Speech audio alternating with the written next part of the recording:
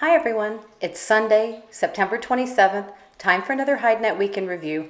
I'm Vera Dordick. So it was a week of higher prices yet again in a number of regions and for a range of different hide types. But the biggest event of the week was probably Lineapelle in Milan, so let's start with Europe again this week. Editor Andrea Guolo reports that, as expected, the turnout was much lower at Lineapelle because of all the travel restrictions and the safety measures in place at the fair. And it's the same story for the other fairs that were held there this week, such as MyCam. He reports that leather was sold at the fair, but not really any raw material, no raw hides and skins, because many of the larger entities did not attend the fair. With regard to prices, we'll start with the UK, where there was a small price adjustment for English and Irish origins. The English was sold at 75 to 80 cents sterling per kilo, and in Ireland, the starting price is 80 cents in euros per kilo, but it seems impossible for sellers to get more than 75, which is still 5 cents more than the last survey we reported on.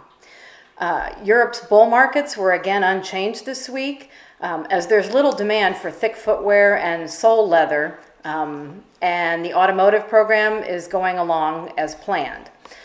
Again, this week, cows were largely steady, although the price was adjusted upward just 5 cents for a few specific origins. For veal skins, slaughter is very limited, and there were some sizable changes, and the same can be said for lamb and sheepskins, so you'll want to check those prices out.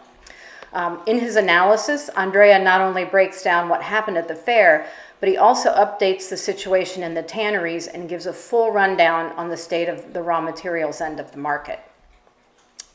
Turning to South America, there were more significant changes in Brazil this week.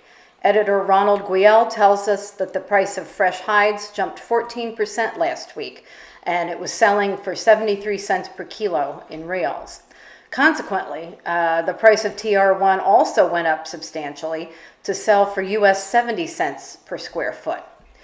In other news from Brazil, a Sindical launched its footwear industry projection study, which offers a monthly prediction of footwear business, and a large footwear company purchased Mizuno in Brazil and will handle the brand there. In news from other parts of Latin America, Argentina's footwear and leather goods sector saw the largest contraction in August. Colombia is ready to hold its Digital Fashion Week, and in Mexico, the CICEG president spoke about the importance of Zapica's startup for the footwear sector there. Turning to the United States, it was another good week for sellers because prices inched higher, although buyers are starting to balk over the steadily rising hide prices because leather is not keeping pace. In general, the popular steer selections aren't being offered, and what little might be available is ultimately selling at higher levels. For these reasons, trading in regular weight heavy Texas steers was a repeat of last week, and that means sales were few, but they were $1 higher, with 62 64-pound selections trading as high as $25. Slaughter for the week through Saturday, September 26th, was 651,000, which is a little higher than last week's 645,000. And for a week that reportedly had few offers on the table, export sales were surprisingly high at 783,800.